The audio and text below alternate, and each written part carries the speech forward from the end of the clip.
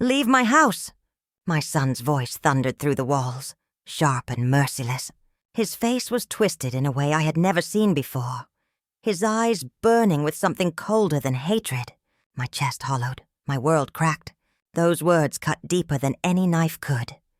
If my story touches you, please like and share this video. Tell me in the comments, where are you watching from right now? My name is Margaret, though most people just call me Mom. I am 68 years old, and I have lived my life not for myself, but for my family. I was a wife, a caretaker, and above all, a mother. When my husband passed away years ago, it felt like half of my heart had gone with him. The only thing that kept me standing was my son, my boy, my only child, my reason for waking every morning. I had dreams once, quiet ones. I wanted to travel, to see the world, to write stories of my own. But life demanded something else. Bills had to be paid, meals had to be made, and sacrifices had to be carried silently. And I made them all, without hesitation. The lines on my face are not just wrinkles. They are maps of sleepless nights, of worry, of patience, of love. My hands are rough, not from building kingdoms, but from holding them together. I was content in the simplicity of giving, of being the anchor no one noticed until the storm came. But the storm didn't come from outside. It came from the very son I raised. I was not born into wealth, nor into ease. My childhood was simple, but I carried within me dreams bigger than the small town where I grew up. I wanted to study literature, perhaps even teach. Books were my companions, my escape from the narrow streets and whispered gossip of neighbors. But when I met my husband, everything shifted. He was tall, kind-eyed, and hard-working. He wasn't rich, but he promised me stability, a home, a family. And when he smiled at me, I believed life could be beautiful even without the luxuries I had once longed for. So I chose him, not out of desperation, but out of a tender kind of love, the kind that promises forever, even if forever is filled with hardship. We married young, and life demanded everything from me right away. Rent to pay, food to put on the table, a husband who often came home tired and worn from labor. I found work wherever I could, cleaning houses, sewing late into the night, babysitting other people's children. When my son was born, I gave up the idea of ever returning to school. My world narrowed to his crib, his cries, his little hands curling around my finger. I remember the nights best, the endless ones, my husband snoring softly after a long day, while I sat in the dim light, rocking our baby through fevers and colic. My body ached, but my heart felt full, as though I had been given something divine. I whispered promises into my son's tiny ears. I will never let you go without. I will always be here. As he grew, the sacrifices grew too. I patched his shoes when they wore thin, so he wouldn't have to walk with holes. I cooked simple meals, sometimes eating less myself so he could eat more. I skipped doctor appointments, skipped new clothes, skipped the little indulgences that women my age often allowed themselves. My joy was his smile, his laughter when he played in the yard, his pride when he brought home drawings from school. There was one winter I will never forget. The heater broke, and money was too tight to fix it quickly. My husband and I argued late at night about how to stretch the little we had. I remember wrapping my son in 3 blankets, sitting beside him all night, so I could keep feeding the fire in our tiny wood stove. I shivered. My fingers cracked from the cold. But I didn't mind. When he woke the next morning, his little cheeks pink and warm, he giggled and called me his snow angel. Those 2 words made every ache disappear. I worked, and I worked, and I worked. There was no rest, even after my husband passed away, far too soon, leaving me with debts and despair. I carried on. My son was barely a teenager then. He looked at me with tears in his eyes and asked, "What will we do now, Mom?" I swallowed my grief, forced a smile, and told him we would be fine. That was the first night I realized I could not afford the luxury of falling apart. I picked up extra shifts. I scrubbed offices at night. I took in mending from neighbors. I cooked meals to sell at the church. Every dollar I made went to my son. School trips, new books, a decent pair of shoes. He always had what he needed, even if it meant I went without. People would sometimes whisper, "She looks so tired, so thin." But I didn't care. My son walked into school each day proud, never ashamed, and that was enough for me. When he grew older into a fine young man, I carried a quiet pride. I had poured my life into him like water into thirsty soil, and he flourished. He went to college, something I had only dreamed of for myself. I watched him step onto that campus, backpack slung over his shoulder, and my heart nearly burst. All those sleepless nights, all the tears I had hidden, all the times I had gone hungry. It felt worth it. I told myself, he will remember. He will know the cost. He will honor the love that raised him. But love, as I would one day learn, does not always return the way you gave it. Sometimes it comes back colder, harder, unrecognizable. At first, I didn't notice the distance. Love makes you blind, or maybe it simply makes you hopeful. When my son finished college and married, I thought my sacrifices had been rewarded. He had a good job, a stable income, a wife to build a future with. I told myself that perhaps I could finally rest, that maybe life would soften its grip on me. But love has a way of changing shape when other hearts become involved.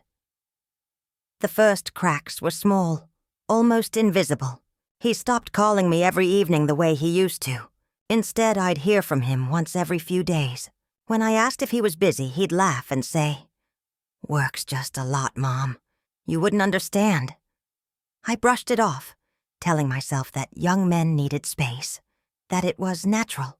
Still, a little ache pressed against my chest each time I hung up the phone. Then came the holidays. The first Christmas after his wedding, I cooked all his favorite dishes, just as I had every year. The house smelled of roasted chicken, cinnamon, and baked bread. I set the table with the good china, the ones I'd saved from my wedding. I waited, my heart filled with anticipation. He called an hour before dinner. "Mom, we won't make it tonight. Her family wants us over. You understand, right?" I swallowed hard. "Of course I understand," I told him. But after the call ended, I sat alone at the table, staring at the food that would never be touched. I whispered to the empty room, "Yes, I understand. I always do." His wife, Clara, was polite to me at first, but polite can sometimes be sharper than cruel. She smiled, but it never reached her eyes. She welcomed me, but I always felt like a guest in my own son's home. Little things stung.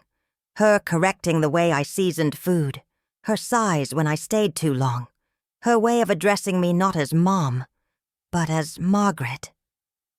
It was subtle at first, the reshaping of my role. When they bought a house, they invited me to move in. I thought it was love. I thought it was gratitude.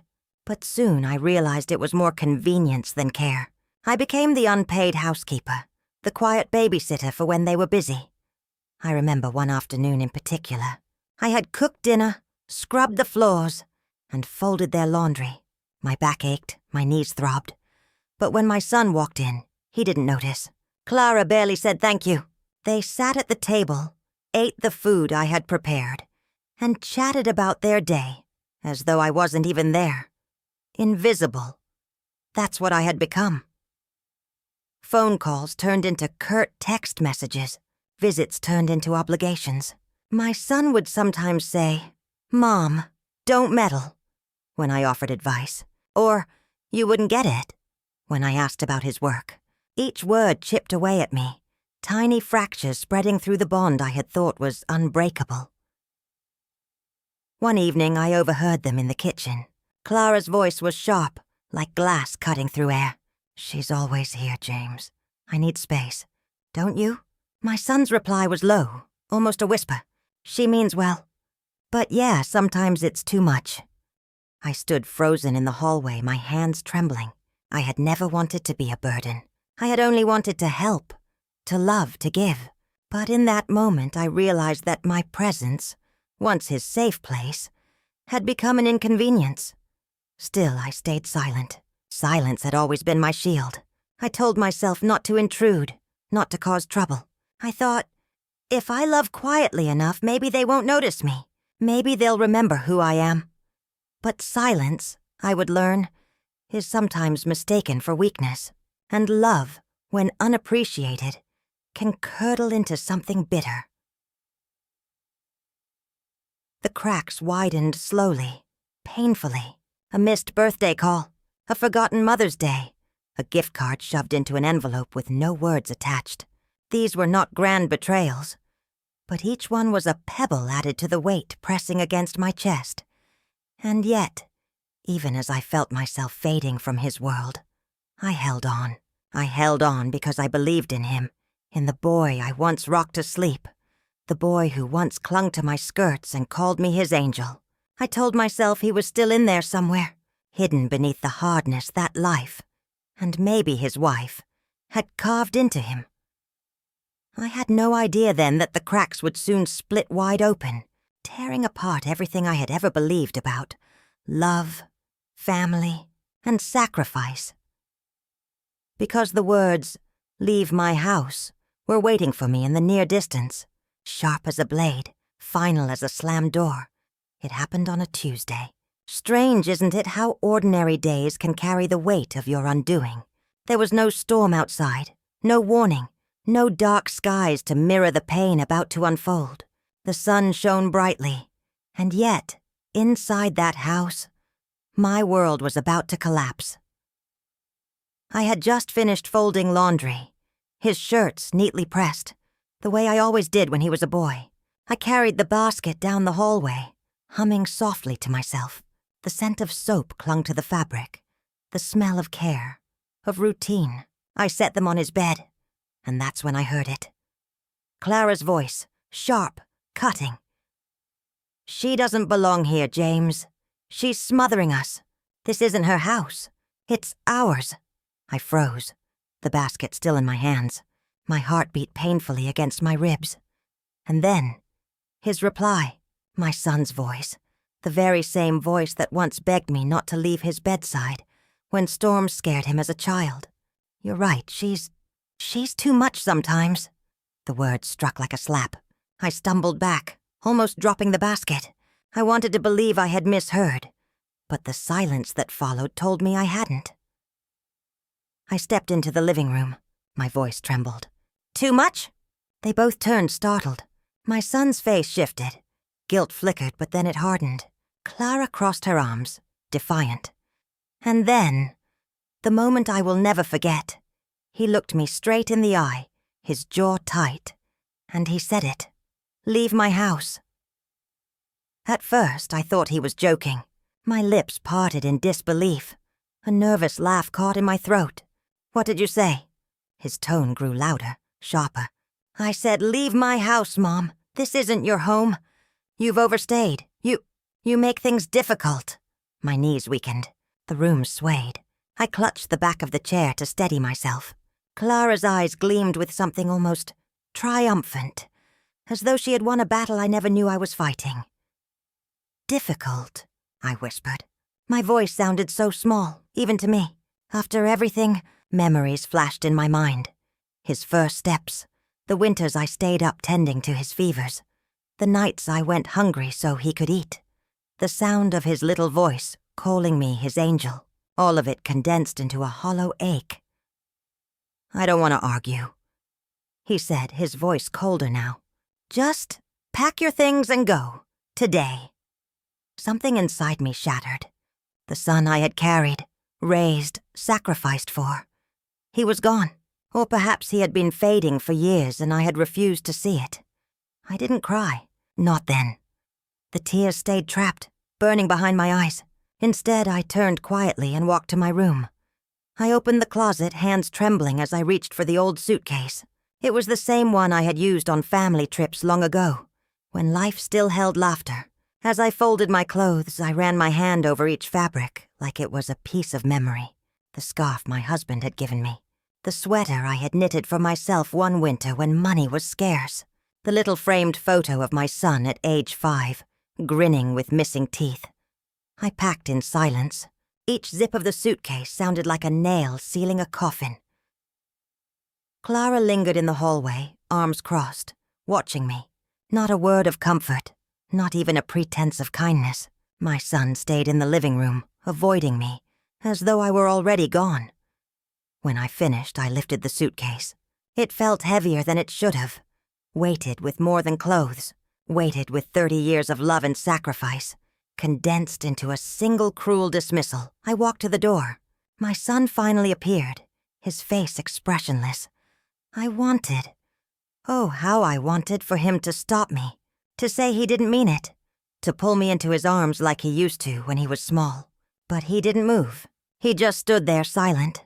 I opened the door. The sunlight hit my face, blinding, merciless. My feet carried me outside, down the steps, onto the street. When the door closed behind me, it sounded like finality. That night, I rented a small room in a run-down motel on the edge of town. The wallpaper peeled, the mattress sagged, and the ceiling hummed with the sound of flickering lights. I sat on the bed, suitcase by my side, and the tears finally came. I cried for the boy I once knew, the boy who no longer existed. I cried for the sacrifices that seemed invisible now, for the love that had turned into rejection. I cried until my chest ached, until no sound came out, only silence.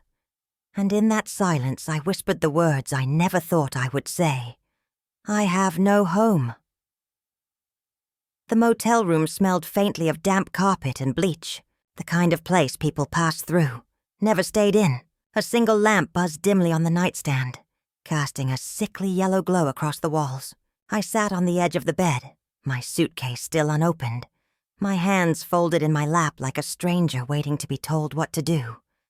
The silence pressed heavy against me. No familiar hum of the refrigerator back at my son's house, no faint laughter from the television, no footsteps echoing down the hall, just the hollow ringing of abandonment. I had been many things in my life: wife, mother, caretaker, but never homeless. Yet here I was, 68 years old, sitting in a room that wasn't mine, with nowhere to belong. I thought of my husband. If he had been alive, would things have turned out differently? He had always been the buffer, the gentle voice between me and the world. When our son was small, he used to say, "Don't worry, Maggie. He'll grow up knowing how much you've given." But time had proved him wrong. Or maybe I had believed too fiercely in the promise of gratitude. I lay back on the mattress, staring at the stained ceiling. The patterns on it seemed to shift with the shadows, like ghosts whispering reminders of everything I had lost. I tried to sleep, but every time I closed my eyes I saw my son's face. Hard, cold, unrecognizable. His words echoed like a curse. Leave my house. At one point I rose and opened my suitcase. Inside were the remnants of my life packed in haste. A few clothes, my knitting needles, a book I had never finished, and the photograph of my son at 5 years old. His toothless grin looked up at me, so innocent, so trusting. I pressed the photo to my chest and rocked back and forth, whispering through tears. "Where did you go, my boy? Where did you go?" Hours dragged. The city outside was alive with distant sounds, cars rushing past, a siren wailing somewhere far away, muffled voices in the next room. Yet inside, everything felt frozen. I thought about calling someone, a friend maybe, but I had spent so much of my life being strong, being the one others leaned on, that I had forgotten how to reach out when I was the one falling apart. My phone stayed silent on the nightstand, its screen dark, like even it had given up on me. Midnight came and went. My body longed for rest, but my soul refused it. I sat up again, clutching the blanket around me, and whispered prayers into the darkness. Not for myself, never for myself, but for my son. I prayed that one day he would understand, that he would see the weight of what he had done, and that guilt would touch him the way his words had touched me. At dawn, the light crept slowly through the thin curtains. It painted the room in pale gray, cold and unfeeling. I hadn't slept at all. My eyes burned, my throat ached. But I rose anyway. Habit carried me. Years of rising early, of working, of pushing through exhaustion. My body knew no other rhythm.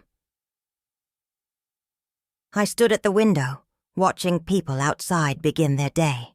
Couples walked hand in hand, children tugged at their mothers' coats, workers hurried with coffee cups. Life moved forward, indifferent to the fact that my world had shattered the night before. And in that moment, a question stabbed at me. If the world goes on without me, did my life mean anything at all? The ache inside me deepened, but I stood straighter, because even though my son had cast me aside, even though my sacrifices had been forgotten, I was still here, breathing, watching, enduring. The silent night had not killed me, and that, I realized, was its own quiet defiance. The morning after that sleepless night, I expected nothing. No knock on the door, no phone call, no word from the son who had turned me out. I thought the day would stretch endlessly, another wound stitched together by silence. But life, in its strange cruelty, had other plans. I was sipping bitter motel coffee, staring at the cracked plastic table when my phone buzzed. The screen lit up with his name. For a moment, my heart leapt like it used to whenever he called. But then just as quickly it sank. Fear and hope clashed inside me. I almost didn't answer. When I did, his voice was unsteady. Different. "Mom, where are you?" I hesitated. Why? There was a pause. A heavy one. Then his words tumbled out, frantic, broken. "I'm sorry. Please, just tell me where you are. I need to see you." Something had happened. I could hear it in the cracks of his voice. But I wasn't ready to make it easy for him. Not yet. So I said nothing. And then he confessed. "Clara and we argued. She said things about you, about me. She doesn't want me to be anything like you, Mom. She doesn't respect you. She doesn't respect me either." I closed my eyes, the sting of vindication mingling with sorrow. "You told me to leave," I whispered. His voice cracked. "I know I was wrong. God, I was so wrong. I let her words poison me. I let her convince me that you were a burden. When the truth is, you've carried me my whole life." Tears welled in my eyes, but I didn't let them fall. "Mom, please. I drove to the motel, but they said you weren't here under your name. Just give me one more chance to see you." For a long moment, I stood in silence, staring at my reflection in the dark screen of the phone. The wrinkles, the tired eyes, the years of sacrifice. They all looked back at me, waiting for me to decide. Finally, I told him the name I had checked in under. My maiden name. The one I hadn't spoken aloud in decades. There was a gasp of relief on the other end, and then the line went dead. He was coming. An hour later, I heard the sound of hurried footsteps in the motel hallway. A knock rattled the thin door. My heart pounded, my hands shook as I opened it. There he was, my son, but not the man who had cast me out. This was the boy I once knew, with tears streaking his face, desperation in his eyes. He looked at me as though seeing me for the first time in years. "Mom," he breathed. His voice cracked on the single word. I didn't speak. I simply stepped aside, allowing him into the room. He walked in, looked around at the peeling wallpaper and the sagging bed, and his shoulders collapsed. "You stayed here? Because of me?" His shame filled the space between us, thick and suffocating. Finally, he sank to his knees before me. I was blind. I let her twist everything. I thought I was standing up for my marriage. But I betrayed the one person who has always stood for me.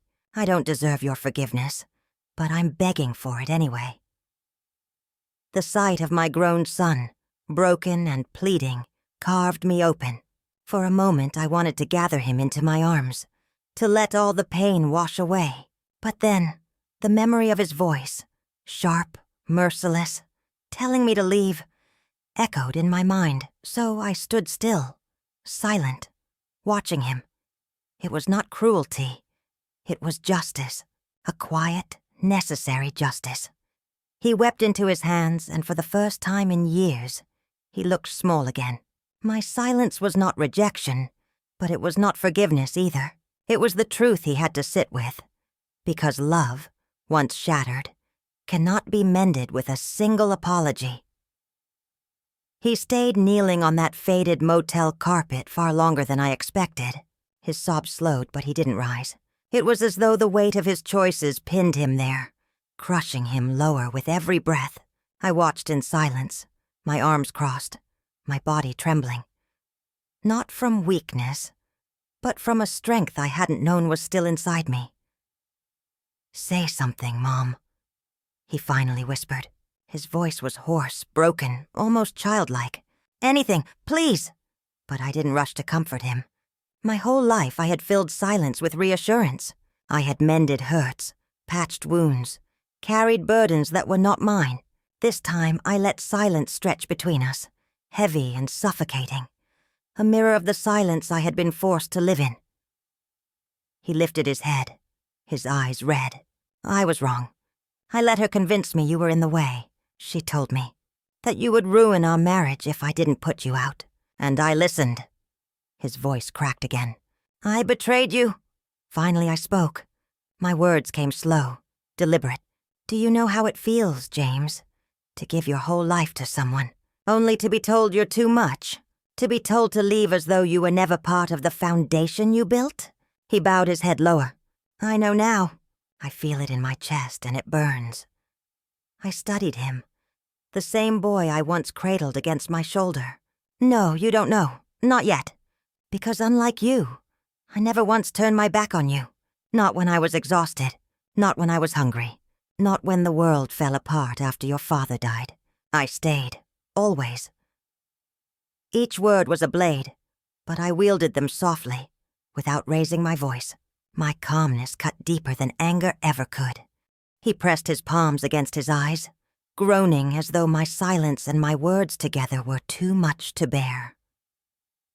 I sat down on the edge of the bed, straight-backed, steady.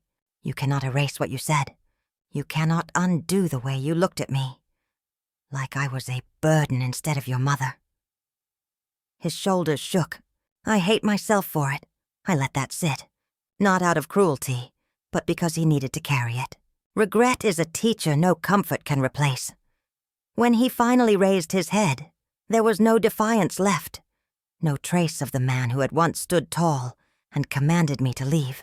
He was smaller now, fragile, humbled. "Please come back home," he whispered. "I'll tell Clara she was wrong. I'll make her see. Just please don't leave me, Mom." I looked at him for a long time, searching his face for the boy I used to know. And though I glimpsed him faintly, beneath the tears and shame, I also knew something had changed forever. A bond once broken could never return to its unshattered state. I spoke softly. "Your house was never my home, James. Not anymore. You made sure of that when you told me to leave. A home is where love welcomes you, where respect is given freely. I will not live where I am merely tolerated." His mouth opened, then closed. No words came. He understood, and so silence fell again. But this time it was mine to command. My silence was my justice, my dignity. For once he had to sit inside it, feel its weight, and know that not every wound can be patched with apologies. I rose slowly, smoothed the blanket on the bed, and turned toward the window. The morning light spilled in, soft but steady, like a reminder that the world had not ended. Not for me. Behind me, I heard him whisper one final time, "I'm sorry, Mom." I didn't answer. Not then. My silence was my answer. After he left the motel that morning, the air felt lighter, though my chest still carried the heaviness of years. I sat on the bed for a long time, staring at the packed suitcase at my feet. For the first time, I realized the decision was mine. Not his, not hers. Mine. For so many years, my life had been defined by others. My husband's needs, my son's dreams, my family's survival. I had given and given, as though I were a well that could never run dry. But wells do run dry. They crack. They deepen into empty silence if no one bothers to refill them. I thought about his plea. Come back home. But the word home no longer belonged to his house. Home, I understood now, was not a building, not even a family name. Home was where dignity lived, where love spoke softly, and did not need to beg to be heard. So, I chose differently. I found a small apartment, nothing grand, just 2 rooms, a tiny balcony where the sunlight touched my face in the mornings. I bought second-hand furniture, mismatched but sturdy, and filled the shelves with books I had never had time to read. For the first time, I cooked meals only for myself, seasoning them the way I liked, savoring every bite. And though loneliness visited me often, it was a gentler loneliness than before. It was the kind that came with freedom, not rejection. The kind that whispered, "You are enough, even on your own." My son visited, of course. He came with flowers, with apologies, with desperate attempts to mend what he had broken. I allowed him in, I allowed him to sit, but I did not allow him to forget. Forgiveness, I realized, was not something owed. It was a gift, and I was not ready to give it. One afternoon, as he sat across from me, wringing his hands, he asked, "Do you hate me, Mom?" I shook my head. "No, I could never hate you, but I can choose myself now, and that means I won't return to a place where love is conditional." He wept again, but this time, I didn't rush to comfort him. I let the silence teach him the way life had taught me. My choice was not revenge. It was not punishment. It was survival. And in choosing myself, I discovered a strange, quiet peace.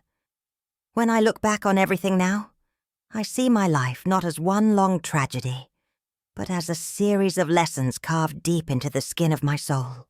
I was a wife, I was a mother, I was a giver. And though my sacrifices were dismissed, they were not wasted. They shaped a man, even if he lost his way. They shaped me, too, into a woman who finally learned that love is not measured by suffering.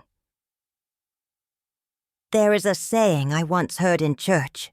Sometimes the people you love most will build their house from the bricks of your body, and then blame you when the walls crumble. I used to think it meant bitterness. Now I see it means freedom. Because when the walls fall, you are finally free to step out into the open air. I do not regret raising my son. I do not regret the nights I stayed up, the meals I skipped, the dreams I set aside. Love, even when unreturned, leaves no regret. What I regret is that I did not learn sooner that I was allowed to choose myself too. If you asked me today whether I forgave him, I would say this.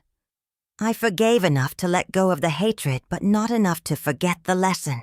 His betrayal cut me deeply, yes, but it also carved out space for me to finally breathe. And so, when I hear his words echo in my mind, "Leave my house," I no longer crumble. I hear them differently now. They are no longer a dismissal. They are a release, because leaving his house was the beginning of finding my own. And in the silence that followed, I found something I had been missing all along. Myself.